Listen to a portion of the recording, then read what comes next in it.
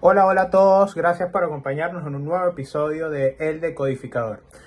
En este día vamos a tener una grata conversación. Esto no es entrevista, es una conversación, es una deliberación, es un debate de ideas con Juan Carlos Requesén Martínez, un gran amigo, exdiputado, expresidente del FCU. Sabemos todo lo que él ha sufrido, pero sé yo personalmente todo lo que él conoce y también siente a Venezuela. De modo que quiero invitarlos a ver esta entrevista, vamos directo a ella y espero que nos dejen sus comentarios, espero que hagamos también un debate acá en este canal, en las redes sociales. Hoy Venezuela necesita debate y hoy Venezuela necesita que los ciudadanos se comprometan cada vez más a la única posibilidad que tenemos de reconstruir la república, que es logrando la libertad. Bienvenidos y vamos a la entrevista.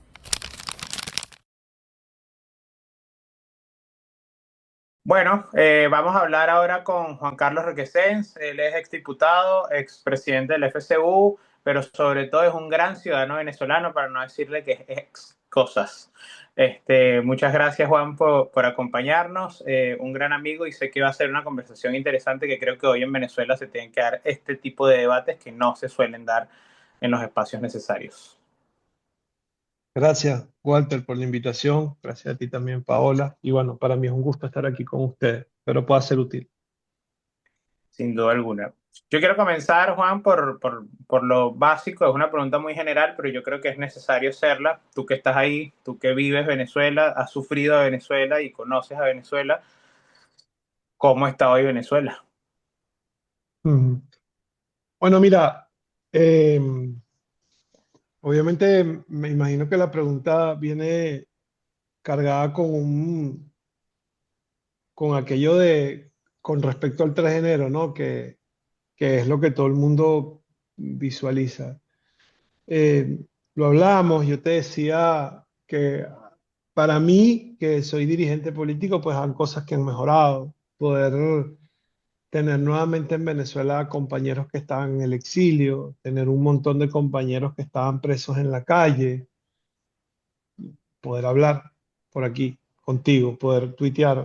Eh, por supuesto que el sistema represivo no ha cesado, todavía hay miedo, hay timidez, pero es evidente que se respira otro ambiente con respecto al 2 de enero. Los partidos políticos están haciendo actividades, eso tiene un valor y una carga que para mí es increíble. Pero también tienes realidades que siguen siendo atroces y una situación socioeconómica muy compleja, muy dura y un montón de expectativas que se están intercruzando que tornan el panorama complejo, muy difícil para análisis. Tú, Paola, que periodista, tú que eres analista, muchas veces tenemos la complejidad en cuándo es el terreno del análisis y cuándo es el terreno de la especulación. Las cosas van por un lado, van por otro, procesos que no dependen de los venezolanos, también eso es muy duro, pero bueno, creo que estamos todos ahorita tratando de ver cómo somos útiles para empujar el barco hacia donde queremos todo, ¿no? Que es un proceso de democratización en el que podamos ya cesar este capítulo tan negro de nuestra historia y poder vivir en paz, poder vivir tranquilos y poder echar para adelante, pana. Eh, yo lo que quiero, o por lo menos yo quisiera que hayan capítulos que terminen pronto, el de los presos políticos y el de las libertades, el de los derechos y el de la democratización del país. Pero también tienes una casi unánime sector de la población que estamos desesperados porque la situación económica también mejore, porque mejore la situación de los trabajadores, porque haya más certidumbre, más estabilidad y eso pues nos tiene desesperados a todos. Hoy hay unas expectativas. ¿Eso es bueno? Sí, yo creo que sí, pero tienen que materializar. Justamente mencionas a los presos políticos y de ahí va mi pregunta. La ley de amnistía, ¿crees que es suficiente para resarcir todo el daño que se le ha hecho a la sociedad venezolana? No, no es suficiente. No es suficiente porque todavía hay presos políticos, porque hay otros compañeros que estuvieron presos, los liberaron, pero tienen presentación. Yo no, por ejemplo, yo no puedo optar a la ley de amnistía para que cese mi caso, porque y muchos otros hermanos que todavía siguen tras las rejas, muchos compañeros que están afuera que no pueden volver, hay persecución. Ayer supe un caso de una persona que capturaron en San Antonio del Táchira. O sea, pero le decía a Paola y Walter que para mí hay un tema urgente y yo no sé, yo no entiendo, profundizamos mucho, intelectualizamos. No, no, pana, o sea, liberen a los presos políticos, ya. O sea, los mecanismos institucionales, los mecanismos de justicia transicional, las herramientas jurídicas que van a dar pie para poder resarcir daños, cerrar causa, respetar el debido proceso, esos van a surgir. Pero, pana, dejemos ya, o sea, esto es algo que se puede resolver con una orden. Saquen a la gente de esos huecos, pana. Saquen a la gente de esos huecos y dejen que todos los exiliados que están afuera puedan volver a su país. Si después vuelven o no vuelven, pues cada quien tomará sus propias decisiones con respecto a su familia, pero no puede ser que hayan venezolanos que injustamente estén presos y no puede ser que hayan venezolanos que injustamente tengan que estar afuera cuando no quieren estar. Y eso tiene que cesar. O sea, no es un tema, no es demasiado protocolo, es de la orden. Ya uno ni sabe quién la da, pero, pero el gobierno tiene que dejar que la gente regrese y el gobierno tiene que liberar a los presos políticos, punto y aparte. Y sobre eso, pues seguir reescribiendo la historia, esta historia que estamos viviendo ahora, que es presente, que no es pasado. Yo, viste que ahora, te lo digo porque justo mencionaste que has vuelto a las redes, por lo menos a debatir en las redes. Y hay estos debates que yo creo que son muy de redes, pero que al final, bueno, sí describen ciertas situaciones que van pasando, ¿no? Estos debates, lo que ocurría antes o hace unos años con el venezolano solo quiere, no sé, que mejore la economía, no le importa la política. Y yo creo que eso después quedó claro que no era tan así. Y ha vuelto ese debate ahora o no sé si es un debate, pero ha vuelto esa narrativa al menos de, bueno, comparar situaciones en Venezuela con otras situaciones, ¿no? Venezuela pues, puede ser como China, la economía puede mejorar en una situación de autocracia casi cerrada, ¿no? Ahora es menos cerrada que antes del 3 de enero, pero sigue siendo, no, es muy, no creo que hoy todavía podamos hablar ni siquiera de una autocracia competitiva aún, pero es decir, estos debates, ¿qué tan reales los ves tú? Es decir, tú ves a una población realmente solo preocupada por lo económico, más allá de que eso es lo principal. O sea, yo hablo con mi familia ya y lo principal es que cada día tengo menos dinero, tengo para comer, por supuesto, pero creo que el venezolano entendió que la única manera de que las mejoras sean estructurales es que haya un cambio político. ¿O tú crees que en efecto la gente está esperando simple y llanamente que mejore la economía, sea quien sea que esté ahí en el gobierno? Mira, Walter, a mí lo que me preocupa son los dilemas que asumimos nosotros. Es decir, y yo lo dije en X esta mañana porque vi parte del debate. El análisis comparado es bueno. Eh, es un método, es una rama de estudio.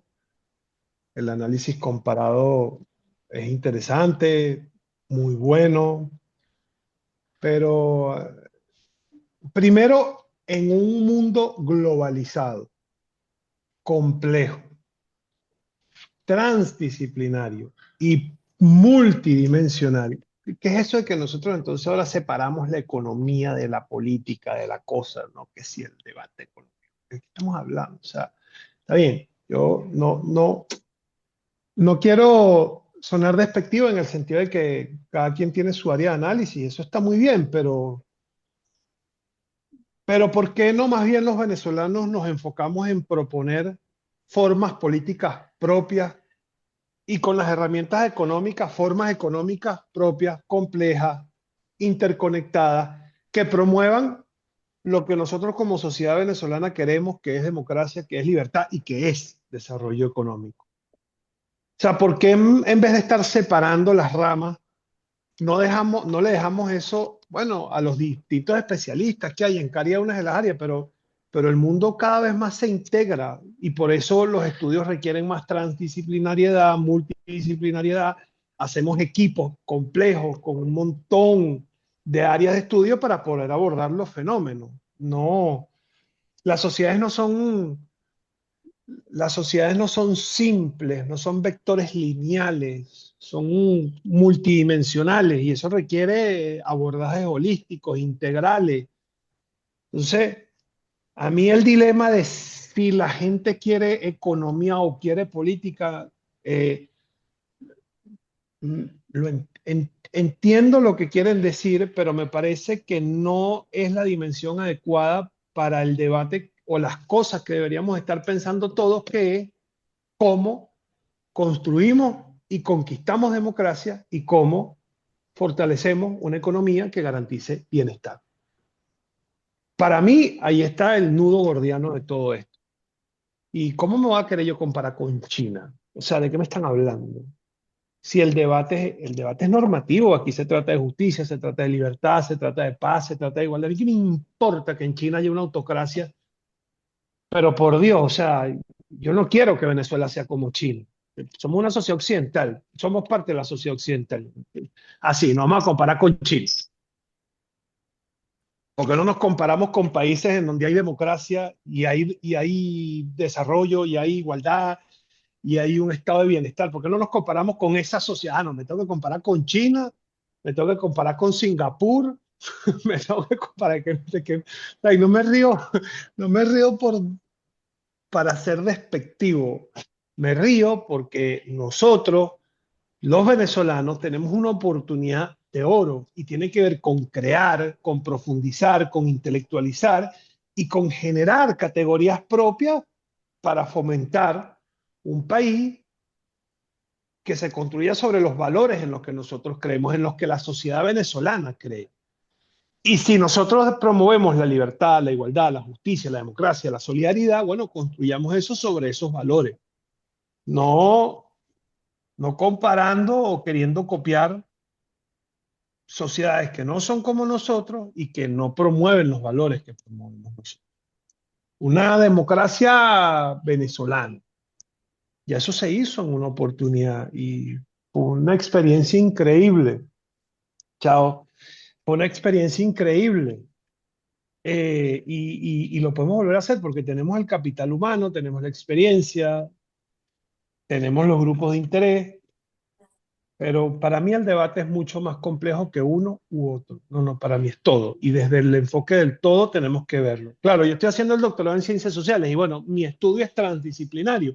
Seguro tengo ese sesgo, ¿no? Estoy influenciado por esta rama de estudio en la que yo estoy, pero me parece que por allí van los tiros y me parece que esa forma de abordarlo sería mucho más interesante. Sí, estamos totalmente de acuerdo con lo que mencionas y con lo que dices. Ahora, ¿cómo le traduces eso a la sociedad civil hoy venezolana que claramente tiene ciertas necesidades y urgencias además? O sea, ¿qué soluciones le puedes plantear desde sí, desde tu experiencia o desde tu aporte a la sociedad? eh, y si todavía crees que unas elecciones en este momento puedan ser parte de ese cambio o de esa solución. Vamos por partes, porque creo que hay como tres comentarios para esa pregunta que me hace. Eh, la primera, vamos desde la última, que es mucho más fácil. Claro que unas elecciones son la solución, son una de las posibles soluciones. ¿Por qué? Porque uno de los problemas que tiene el país es que el 28 de julio hubo unos resultados, no los reconocieron y desde entonces toda Venezuela está pidiendo que haya un cambio de gobierno. Y lo queremos a través de las urnas, lo que hicimos el 28 de julio y lo queremos ahorita otra vez. O sea, pero que alguien me diga quién no quiere que cambie el gobierno. Todos queremos que cambie. Bueno, quizás debe haber gente que no quiere que cambie, pero no son la mayoría. Y unas elecciones son parte de ese proceso en el que nosotros democratizamos el país y logramos cambios institucionales, etcétera, etcétera, etcétera, y con todo lo bueno que sería para nuestra sociedad y Venezuela que haya unas elecciones en las que la gente se puede movilizar, puede participar, se reconocen los resultados que son y hay un nuevo gobierno, bueno, con sus compromisos, con sus obligaciones, con sus deberes, etcétera, etcétera, etcétera. Esa me parece que es la más sencilla de responderte. Luego, ¿cómo se hace? Pues ahí hay otro montón Debémosle, pero ahora, tú dices, luego en la misma pregunta me dices algo sobre lo que yo voy a hablar. Ya lo grabé, pero la persona que me ayuda con las redes sociales como que va a esperar hasta mañana para publicarlo, algo así. Em, y tiene que ver con esto que te decía al principio. Vamos con un tema, el salario. Hay todo un debate sobre el tema salarial y yo en X trato de intelectualizar un poco sobre el tema, porque a mí, por ejemplo, particularmente me parece una trampa esto de solo podemos aumentar el salario cuando ingresen los recursos.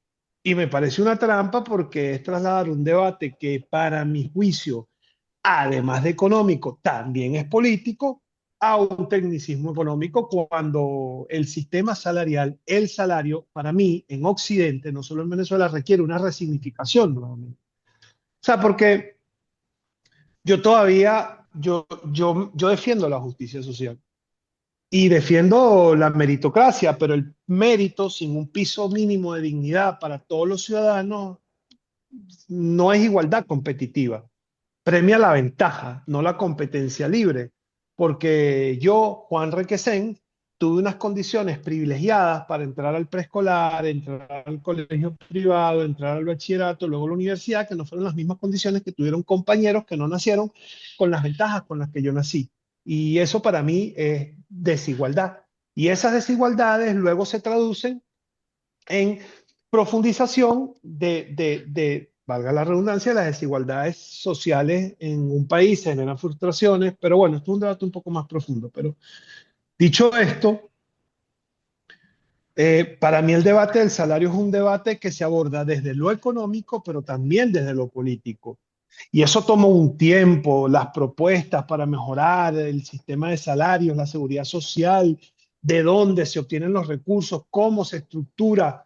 Pero ya va, el debate salarial tiene solo que ver con un sistema de salarios en el que el gobierno no tiene cómo afrontarlo porque está quebrado. Pero yo creo que hay que responder unas preguntas antes de eso. ¿Qué está pasando con las finanzas públicas hoy de este país? Porque a mí me están diciendo que le están ingresando a Venezuela un montón de recursos y ¿dónde están? ¿No es más fácil ordenar las finanzas públicas, ver dónde está el dinero, generar un sistema transparente, publicar las cuentas en una página web, porque nosotros no sabemos qué pasa con las finanzas públicas de este país, y a partir de allí evaluar si hay o no hay dinero para un aumento salarial? O sea, no hay un problema, es que de verdad, mira, chama, a mí me saca de mis cabales, porque hay un problema urgente. Y es que nosotros estamos hablando de la transformación del gobierno de Venezuela y aquí los empleados públicos, chama, no pueden ir los 5 días de la semana al trabajo, ni todo el horario, porque no ganan lo suficiente y tienen que salir a rebuscarse. Entonces viene un ministro y tiene el tupé de decir que es que él va a votar a quien no esté cumpliendo el horario en su puesto de trabajo que está correspondido por ley. Si eres arrecho. O sea, tú le pagas a una gente lo que le estás pagando y tú pretendes que esté de lunes a viernes, de 8 de la mañana a 3 de la tarde trabajando. Esa persona tiene que salir a rebuscarse, ¿vale? Esa persona tiene que salir a ver cómo resuelve un problema. Claro que yo voy a un organismo público y es posible que el día que voy esté cerrado, pero está cerrado porque es bastante probable que el funcionario que debería estar allí sentado cobrando un salario digno para poder estar tranquilo resolviendo los problemas que tiene que resolver en su trabajo, no pueda estarlo porque tengan que estar haciendo arepas para ver dónde las vende para poder rebuscarse y regresar al día siguiente para trabajar. O es que no sabemos que hay un montón de profesores que andan por allí para vendiendo torta para poder darle clase a sus muchachos. Eso pasa. Entonces, en la estabilización del país, en la democratización del país y en el reordenamiento del país, la mayor carga la van a tener los trabajadores. O sea, nosotros estamos planteando una reestructuración del Estado venezolano y de toda la sociedad con unos trabajadores que no tienen cómo cobrar un sueldo que les garantice un poquito de certidumbre. ¿Quién? Mira, chama, es que es tan sencillo como quién piensa en una reestructuración así.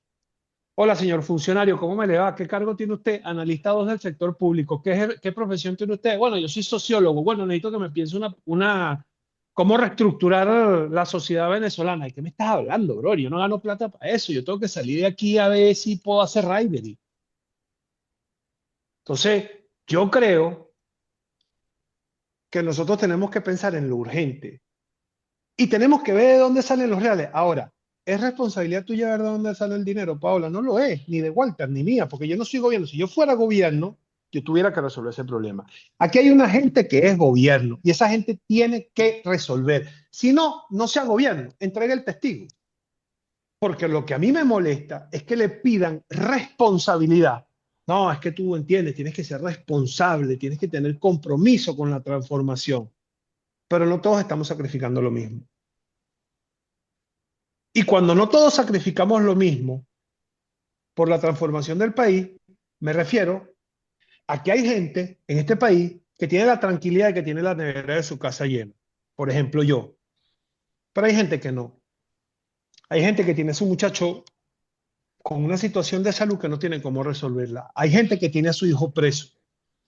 Hay madres que andan por ahí en los centros de detención de este país pidiendo que liberen a su muchacho porque está injustamente detenido. Hay gente en este país, chama, que tiene que rodar 1 hora y media para llegar al trabajo. Hay gente en este país que tiene que ir a darle clase a unos muchachitos y no tiene cómo darle comida al suyo. Hay gente en este país que tiene que salir a sacarle la cédula a un ciudadano y no tiene cómo, bueno, no tiene cómo mandarle plata a su mamá en el interior del país porque está enferma. Hay gente en este país que tiene cualquier cantidad de incertidumbres y preocupaciones y está manejando un rider y no cobra lo suficiente. Entonces, el aumento del salario, no le demos más vuelta. Esos reales tienen que aparecer. Esos reales tienen que aparecer porque este país está cobrando dinero en materia de ingresos petroleros, porque este país acaba de aprobar una ley de hidrocarburos, porque este país recibe dinero por la tributación. Bueno, prioricemos eso. Y Justo, si hay justo, gente, y disculpa que con esto cierro, pero si todos queremos contribuir, bueno, pensemos en qué es lo más importante para lograr la estabilización y la transformación del país. Es eso, hoy es eso. Liberar a los presos políticos para que no haya más gente encerrada y pagarle un salario mínimo digno temporalmente, para que la gente pueda estar trabajando con su esfuerzo y cobrando un salario que le garantice certidumbre. sí, justo hoy leía una información que daba Reuters sobre los posibles acuerdos que van a tener Shell y Chevron con el gobierno. Y uno de los gasíferos que se está debatiendo para uno de estos acuerdos queda limítrofe entre Trinidad y Tobago y el estado Sucre. Y mi primer pensamiento era, ¿cómo vas a mandar a alguien al estado Sucre si el estado Sucre tiene más de 20 días, bueno, 20 días no, ya tiene más de un mes sin agua? Sin agua, sí. Pero es que No, además, y la gobernación es bárbara. La gobernación dice, ay, es que no tenía mantenimiento de la tubería. No me diga, hija de Dios. O sea, claro, increíble, pa. esto lo dije en el episodio pasado, pero lo repito, mi familia es del estado Sucre y en la casa de mi abuelo no llega agua desde hace más de 20 años. O No, sea, tampoco era una novedad para la no. región. Y mi familia es de la zona de Paria, donde se va a llevar a cabo este proyecto. ¿Cómo vas a llevar a cabo este proyecto si no hay las garantías básicas o necesarias para hacerlo? Entonces, concuerdo totalmente contigo. O sea, este gobierno tiene que hacerse responsable de todos los daños que ha hecho, pero también de lo que sigue sucediendo en el país, cosa que al parecer no tienen la capacidad para hacerlo. Así es. Yo igual, Yo ya, también. ya es la última que voy a hacer pregunta porque le dije a Juan como 15 minutos y llevamos como no sé cuánto llevamos. Relajado, Pero, bro. eh, eh, a ver, esto que está pasando, o sea, llevamos 27 años de esto. Lo que pasa es que también a veces se pierde, que son casi 3 décadas, ¿no? Me Lo que gusta, me estamos, gusta. Paola, Es como la película de terror, This. claro, exactamente, exactamente. Aquí, Esto. como la más joven es Paola, bueno, Paola literalmente no conoce más nada. No, no, el gobierno me Bueno, lleva un nosotros, año más. el gobierno te lleva un año más, está bien. Bueno, nosotros sí nacimos en democracia, pero bueno, tampoco conozco mucho que digamos. Pero, a ver, todo lo que está pasando es responsabilidad del chavismo. Ellos culpan las sanciones, los bloqueos que no existen y todas estas cosas. Esto lo digo ¿por qué? Porque es muy difícil ver que haya realmente una mejora con esta gente ahí. O es muy difícil. Esta gente se robó todo. En la mañana estaba repasando unas cosas para un trabajo que debo hacer. 140.000 millones del Fonden, 50.000 millones del fondo chino. Es decir, le robaron a los chinos, básicamente. ¿No? Si imagínate cuando la gente dice, no, que el chavismo puede ser confiable, pero es que le robaron a los chinos. O sea, no solo le robaron a las petroleras, le robaron a los chinos. Los chinos le pusieron como 5.000 millones para que mejoraran el sistema eléctrico y se robaron esa plata y el sistema eléctrico no funciona tampoco. Y bueno, y son lo que son, al fin y al cabo. Entonces, hemos hablado sobre la situación de los salarios, la situación de los venezolanos, la situación política, hablaste de los partidos que en efecto se están reactivando. Eh, a ver, pero tiene que haber un ABC más o menos, no lo tenemos, ¿no? Este tema de las transiciones, digamos, no tenemos el ABC como tal, pero ¿qué debe ocurrir? O sea, también tú, repito, que estás ahí más o menos para que esto se vaya, para que esto concluya realmente en una transición, porque nos han planteado un plan de 3 fases. Yo no sé realmente en cuál fase estamos, si estamos en la estabilización, si estamos en el reencuentro, porque tampoco veo demasiado reencuentro del chavismo hacia la gente. Pero bueno, ¿cómo terminamos en esa transición? ¿Y qué están haciendo los diferentes partidos, los diferentes grupos políticos? Tú has mencionado, bueno, todos queremos que haya democracia. Yo creo que casi todos queremos que haya democracia, pero hay algunos que no lo quieren y no necesariamente son personas que están plenamente identificadas con el chavismo. Entonces, ¿cómo hacemos para vencer ese reto? Porque tenemos como varios números en los cartones. Capturaron a Maduro, hay cierta apertura, hay ciertos cambios, salieron la mitad de los presos políticos, queda la otra mitad. Hay algunos que han vuelto, bueno, Zairán, que la conocemos, como muchos otros. Vemos a la gente recorriendo ahí en las calles de Venezuela, vemos a muchos que quieren volver, pero ¿cómo terminamos? O sea, ¿cómo empezamos todo para terminar en lo que queremos que termine?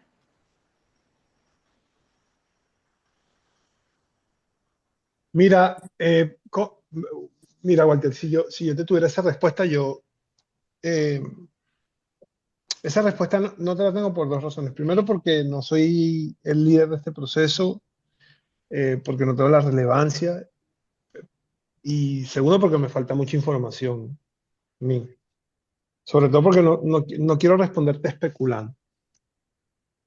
Eh, yo no sé si en la casa de ustedes hay un cartelito que decía, el que limpia no está, el que está no es el que limpia, y como usted tampoco limpia, deje todo como está. Esto es más raro que un perro verde, ¿no? Porque yo te diría lo siguiente, a ti y a Pablo. Para mí lo más importante hoy es que cada quien asuma su rol. ¿Cuál es el rol de los movimientos sociales? Exigir sus reivindicaciones. Los sindicatos exigen sus salarios, los estudiantes exigen sus providencias estudiantiles, los gremios, la profesionalización, y yo creo que ellos tienen que montarse en sus exigencias, eh, independientemente si son o no son de partidos políticos, que eso no tiene nada de malo que tú seas parte de un movimiento social y milites en un partido, no, pero impulsa tus exigencias y la conquista de las reivindicaciones que tú te estás planteando.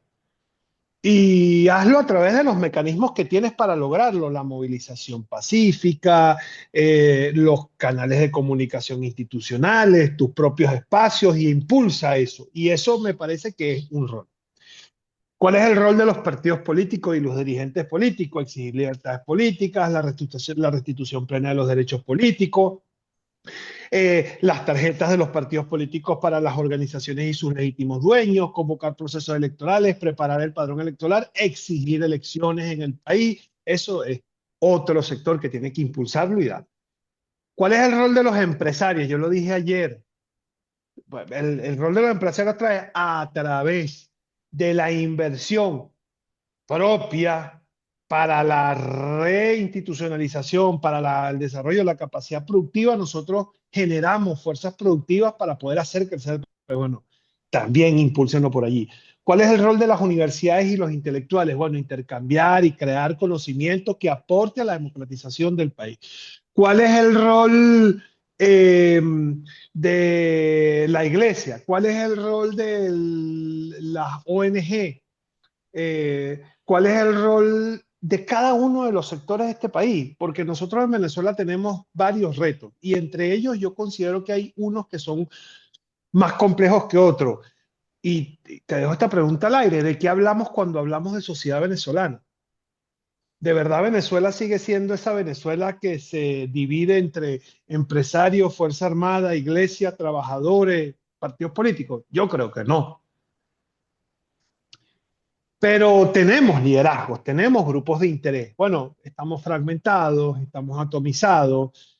El presidente de la Federación de Centros dice una frase que a mí me gusta mucho: reconstruir el tejido social. Pero para poder reconstruir el tejido social, yo creo que más que ir por allí teniendo reuniones entre los grupos de interés, yo creo que cada grupo de interés tiene que ponerse a hacer lo que le compete, impulsar acciones desde su propia perspectiva, su propia dimensión, su propia naturaleza, con la libertad que requiera y con los planteamientos que promueva, y a partir de allí se va a generar una dinámica en el país que puede fortalecernos a todos. Porque si tú hoy te sientas y volteas a un lado y están los sindicatos exigiendo lo suyo, y están los estudiantes haciendo lo propio, y están los intelectuales generando cosas, y están los periodistas que tienen un rol importantísimo, y están las universidades, y están los empresarios, y están las iglesias, y están los deportistas, y están, tú comienzas a ver cómo el país, en vez de decretar,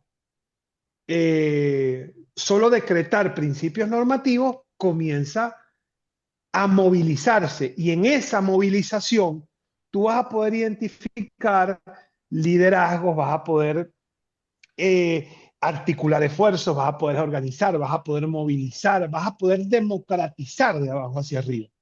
Nosotros, por cansancio, por frustración, por expectativas, los venezolanos pareciera que nos estamos atribuyendo un papel de veedores del proceso que está suscitando en Venezuela. Bueno, por supuesto, porque si viene Estados Unidos y te dice que ellos son los que garantizan todo, tú te puedes sentar y decir, bueno, vamos a ver. O que va a venir una persona, va a venir otra. No, no. O sea, esto se trata de que nosotros también podemos tener un rol. ¿Y cuál es nuestro rol? Bueno, el que cada uno tenga desde su espacio. ¿Cuál es el mío? Bueno, yo actualmente trabajo, estoy haciendo un doctorado, soy dirigente político, pero, pero aporto a la discusión, delibero, hago activismo, llamo, me reúno, articulo, propongo desde lo que yo pienso. Tú, Walter, tú tienes tu rol, tú estás dedicado al análisis, a la difusión, aunque no eres periodista, estás dedicado a esto de las entrevistas, tú aportas, tú discutes, tú deliberas, tú propones. Paola, periodista, Paola se encarga de hacer una captura de la realidad, poder informar a los ciudadanos, y así cada uno de todos nosotros. Y en ese esfuerzo individual, pero colectivo, nosotros vamos a empezar a ver que se van a mover las cosas. Somos una sociedad que necesita encontrarse, pero no encontrarse entre nosotros, encontrarse con uno mismo y lo que uno hace y lo que uno sabe hacer. Bueno, vamos, que los dirigentes políticos hagan política, que los partidos hagan sus cuestiones partidistas, y cada quien a lo suyo. Dejemos de ver al lado y empecemos a trabajar todo. Y en ese esfuerzo, en ese movimiento, vamos a poder construir en el andar una ruta con nuestras propias categorías, con nuestros propios significados. Y te hablo del movimiento porque me parece la mejor analogía, porque en una situación tan compleja como la que vive Venezuela, con una sociedad que no logramos definir, con una fragmentación, invisibilización, o sea, hablamos de que no solo son 27 años de desastre, es que fueron 3 años de una represión desmedida. O sea, es que, Walter, Paola, ¿quiénes son hoy los dirigentes políticos de este país? Unos que están presos, otros que se tuvieron que ir. ¿Quién es? ¿Qué partido hoy de los que está volviendo otra vez a conformarse tiene 335 jefes municipales, 24 jefes regionales y 1048 jefes parroquiales? ¿Cómo lo reestructura si acabamos de salir de la clandestinidad? Entonces, vamos, impulse cada quien lo suyo. que en la medida en que nos vayamos moviendo, vamos a poder encontrar rutas sociales, políticas, económicas para encauzar esto. Pensar que la sociedad es un uno más uno es dos. Si yo digo, no, yo voy mañana a hacer esto, pasado mañana a hacer esto y pasado mañana voy a hacer esto y eso me va a dar como resultado esto. Brother, de repente llega un extraterrestre y te jala y te saca de esta vaina. Entonces, yo tengo una frase que es pavosísima, ¿no? Pero, pavosísima porque la dije el día que me agarraron, pero hoy yo estoy aquí, mañana yo no sé. Vamos, brother, muévela, o sea, muévela y comienza a andar. Y aunque yo no hablo de que el país deba improvisar, porque no estoy hablando de eso, pero los fenómenos sociopolíticos son mucho más complejos. Y cuando tú no tienes claro el panorama completo, porque nadie lo tiene claro, y por eso hablo de tanta especulación, bueno, ¿qué es lo que puedo hacer yo para contribuir como esto? Ser yo. Ya está. Yo soy esto y me dedico a esto porque mi naturaleza es esto y creo en esto. Yo me voy a poner a echarle pichón. Si aporto, bien. Si no aporto, bueno, aquí queda mi testimonio. Y listo, Walter. Listo, Paola. No, no quiero sonar simplista, aunque suene, pero creo que todos deberíamos dedicarnos a lo nuestro y en lo nuestro y en lo de uno va a surgir algo que pueda articularse entre todos. Y en ese momento es que vamos a poder reconstruir. No reconstruir, vamos a poder crear interés y significados comunes, que para mí es lo que más hace falta. Eh, Porque somos comunidad, somos sociedad y bueno, ahí pues sí me puedo extender 200 horas porque yo tengo mis propias interpretaciones y aproximaciones a las complejidades de las sociedades occidentales, pero eso no es el motivo de este entrevista. Creo que Walter no me dejará mentir. Fue una grata conversación y Mm, además poderla gracias. hacer contigo en libertad, que ya tienes casi un año en libertad, pero que puedas hablar, aunque sea en condiciones Ah, bárbaro, es quizás una no las que todos maravilla. creemos, Ah, pero estamos hablando. perdón. Sí, Eh, exacto. Muchísimas No, gracias. fue una gran conversación, así Eh, que te voy a comprometer con Paola, no conmigo porque después no me contesta los mensajes, pero te comprometo con Paola que tienes que venir más seguido al programa. Cuando quieran, bro, tú me escribes y con gusto, yo Uy, no feliz. sé quién es peor, si Walter o yo, pero lo siento. No, no, Tú, no, no, tú eres usted peor. tranquilo, usted escríbame y yo le doy, yo feliz de poder aparecer. Antes del 3 de enero, sí, le iba a decir que no, pero ahorita vamos. Y sí, hay que hablar, hay que hablar, hay que hablar y hablándose. ¿A ustedes no les pasa que a veces no saben, por ejemplo, les falta una idea y se ponen a hablar y les surge la idea en la conversación? Cien Bueno, por ciento. pues Sí, sí. eso pasa y no se trata, y repito, no todo puede ser improvisado, pero ¿quién sabe qué es Venezuela hoy? Nadie lo sabe y no lo sabemos porque venimos de 27 años de desastre, invisibilizados, buscados, perseguidos, etcétera, etcétera. Bueno, hay que reconstruirla, pero para reconstruirla hay que identificarnos y eso es importante.